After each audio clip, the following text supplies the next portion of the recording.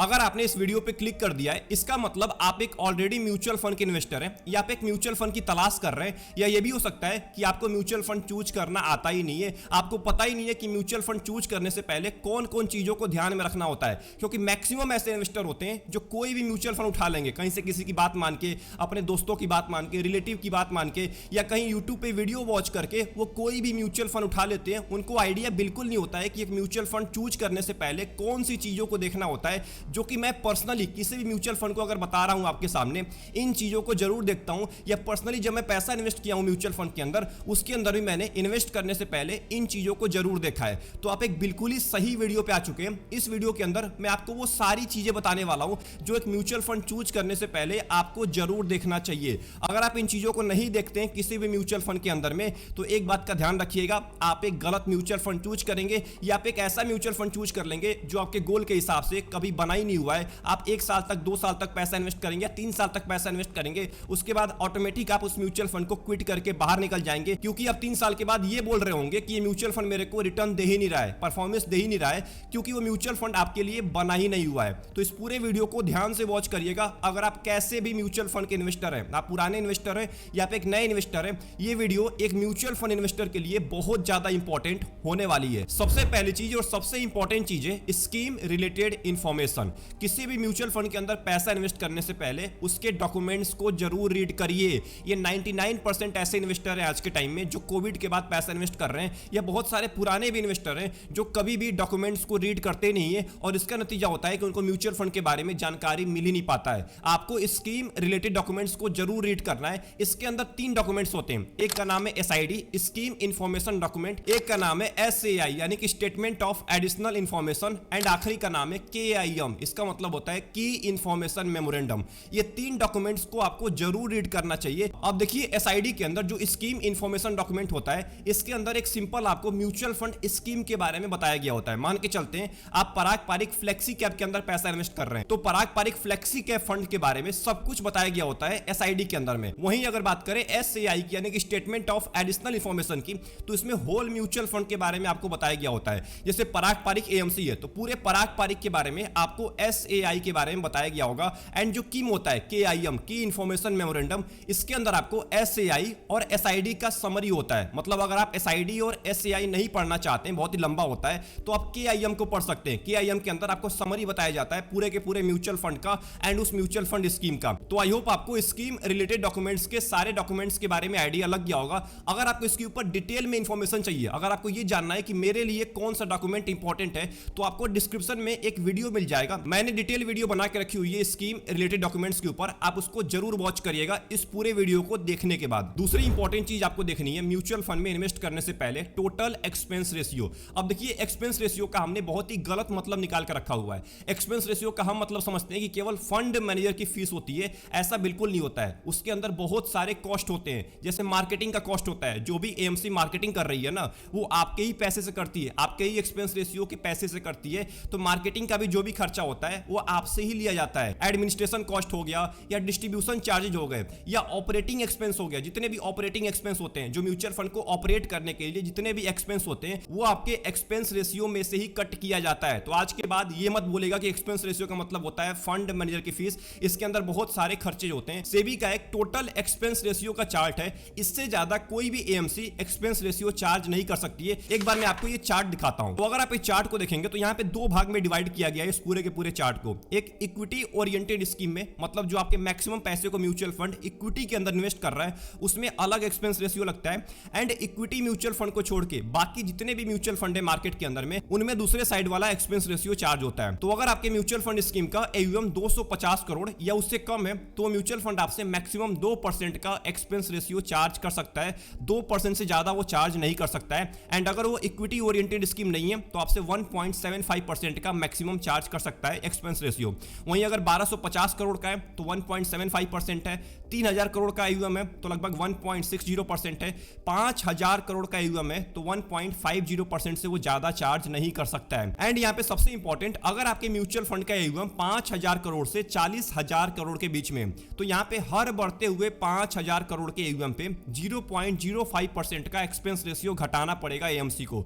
मतलब मान के चलते हैं 5000 करोड़ का एयूएम है, वो बढ़ के 10000 करोड़ हो गया, तो वहां पे उस म्यूचुअल फंड को 0.05% एक्सपेंस रेशियो घटाना पड़ेगा। अगर 10,000 से बढ़ के 15,000 हो गया फिर 0.05% घटाना पड़ेगा। तो हर 5,000 बढ़ते हुए एयूएम पे 0.05% एक्सपेंस रेशियो घटाना ही पड़ेगा। एंड अगर आपके म्यूचुअल फंड स्कीम का एयूएम 40,000 करोड़ से ज्यादा है तो आपका जो इक्विटी म्यूचुअल फंड है वो आपसे 1.05% से ज्यादा एक्सपेंस रेशियो नहीं चार्ज कर सकता है। एंड अगर वो इक्विटी ओरिएंटेड स्कीम नहीं है तो वो आपसे 0.80% से ज्यादा एक्सपेंस रेशियो चार्ज नहीं कर सकता है। तो अगर आप किसी भी म्यूचुअल फंड के अंदर पैसा इन्वेस्ट करते हैं तो एक बात का ध्यान रखिएगा, उसके एक्सपेंस रेशियो को जरूर चेक करिएगा, कहीं वो ज्यादा एक्सपेंस रेशियो तो आपसे चार्ज नहीं कर रहा है। अगर ज्यादा चार्ज कर रहा है और आपको फंड मैनेजर बेंचमार्क को भी बीट नहीं करा पा रहा है तो उस म्यूचुअल फंड में इन्वेस्ट करने का कोई फायदा नहीं होता है, क्योंकि लंबे टाइम के अंदर में ना आपको ज्यादा वहां पे एक्सपेंसेस पे करने पड़ जाते हैं। मान के चलते हैं आपको 12% का रिटर्न मिल रहा है एक साल के अंदर में और उसके ऊपर आपका म्यूचुअल फंड 1.5% का एक्सपेंस रेशियो चार्ज कर रहा है तो ऑटोमेटिक आपका रिटर्न बहुत ज्यादा कम हो जाता है। ऑटोमेटिक 1.5% आपका रिटर्न कम हो चुका है।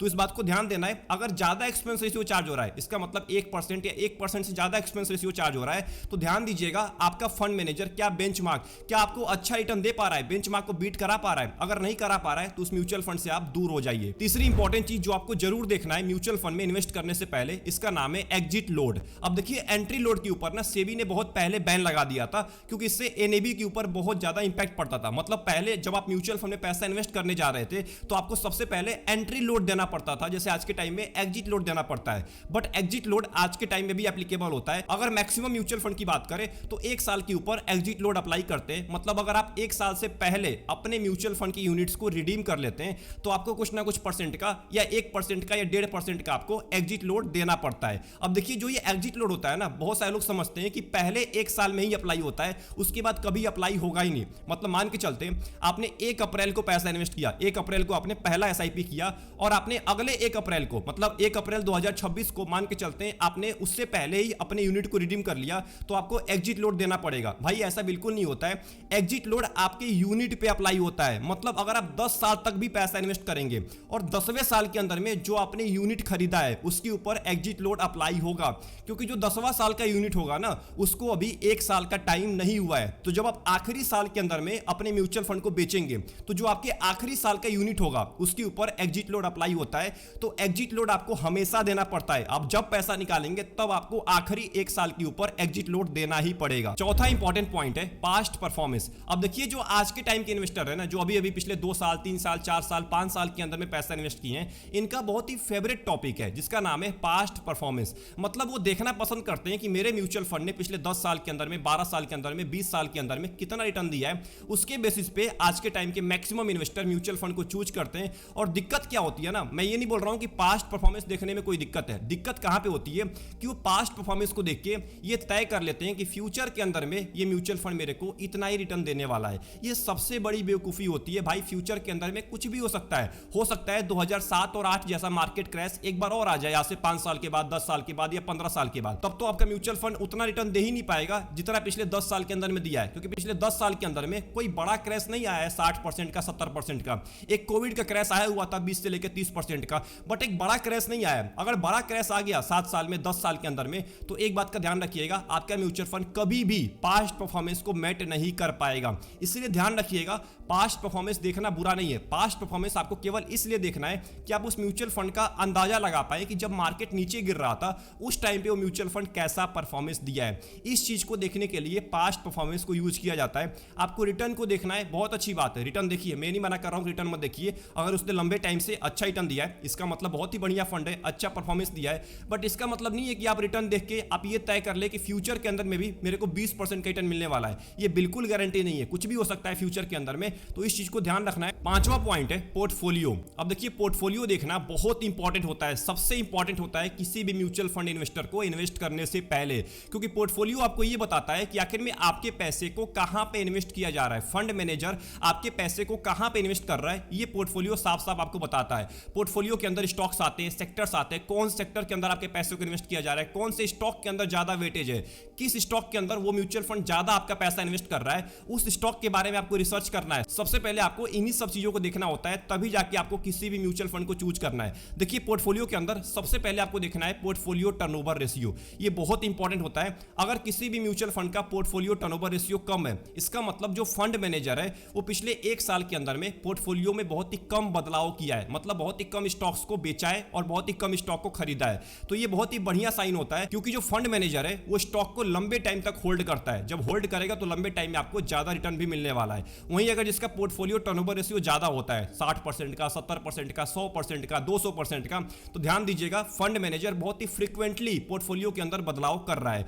दूसरी चीज आपको देखनी है एसेट एलोकेशन, आपके पैसे को कहां पे इन्वेस्ट किया जा रहा है, लार्ज कैप के अंदर कितना, मिड कैप के अंदर कितना, स्मॉल कैप के अंदर कितना, डेट के अंदर कितना इन्वेस्ट किया जा रहा है, कैश के अंदर कितना आपके पैसे को रखा गया है। इन सब चीजों को एसेट एलोकेशन के अंदर देखा जाता है। उसके बाद आपको स्टॉक्स के बारे में रिसर्च करना है, जो कम से कम टॉप 10 स्टॉक्स हैं उनके बारे में आपको जानकारी होना चाहिए। उनके बारे में अच्छे से रिसर्च करिए, सेक्टर के बारे में अच्छे से रिसर्च करिए कि आखिर में कौन से सेक्टर के अंदर ज्यादा वेटेज है, जिसके ऊपर फंड मैनेजर अभी के टाइम में विश्वास कर रहा है। क्या ये सेक्टर आने वाले 10 साल 15 साल के अंदर में ग्रो कर सकते हैं? इन सब चीजों को देखने के बाद ही आपको किसी भी म्यूचुअल फंड के अंदर पैसा इन्वेस्ट करना है, और यही सब चीजें आती हैं पोर्टफोलियो के अंदर में। एंड जो आखिरी पॉइंट है और सबसे इंपॉर्टेंट है, जिसका नाम है रिस्क रेशियो। अब देखिए, किसी भी म्यूचुअल फंड में इन्वेस्ट करने से पहले उसके रिस्क के बारे में जानना बहुत इंपॉर्टेंट है।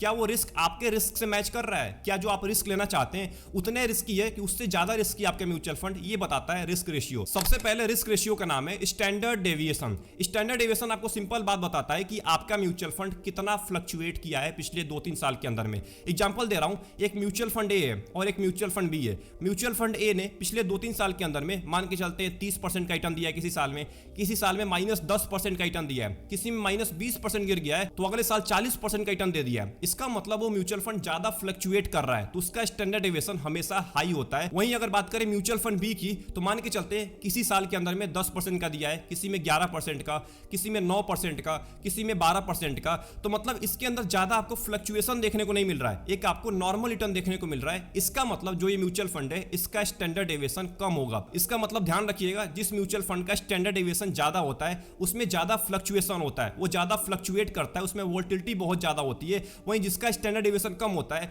वो बहुत ही नॉर्मल रेट पे ग्रो कर रहा होता है, वो ज्यादा फ्लक्चुएट नहीं करता है। दूसरा रिस्क रेशियो है बीटा। अब देखिए, बीटा सिंपल बात आपको बताता है कि इंडेक्स के मुकाबले कैसा आपका फंड परफॉर्मेंस दे रहा है। मान के चलते हैं 2 म्यूचुअल फंड है, एक म्यूचुअल फंड ए है और एक म्यूचुअल फंड बी है। म्यूचुअल फंड ए का बीटा 2 का है, म्यूचुअल फंड बी का जो बीटा है वो 0.9 का है। तो म्यूचुअल फंड ए के केस में ना, अगर इंडेक्स 10% ऊपर जा रहा है तो ये म्यूचुअल फंड 12% ऊपर जाएगा। अगर इंडेक्स 10% नीचे गिर रहा है तो ये म्यूचुअल फंड 12% नीचे गिरेगा। वहीं म्यूचुअल फंड बी के केस में अगर इंडेक्स 10% ऊपर जा रहा है तो ये म्यूचुअल फंड 9% ही ऊपर जाएगा। वहीं इंडेक्स 10% नीचे गिर रहा है तो ये म्यूचुअल फंड 9% ही नीचे गिरने वाला है। इसका मतलब आपको साफ साफ दिख रहा है कि बीटा जितना ज्यादा होता है उतना ज्यादा म्यूचुअल फंड रिटर्न देता है और उतना ही ज्यादा नीचे भी गिरता है। एंड अगर किसी भी म्यूचुअल फंड का बीटा 1 से कम है, इसका मतलब वो इंडेक्स से कम नीचे भी गिरेगा और कम ऊपर भी जाएगा। तो आई होप आपको बीटा समझ में आ गया होगा। अब बात करते हैं अगले रिस्क रेशियो के बारे में, जिसका नाम है अल्फा। अब देखिए, अगर अल्फा की बात करें तो ये सिंपल बात आपको बताता है कि आपका फंड इंडेक्स के मुकाबले ज्यादा कितना रिटर्न दिया है,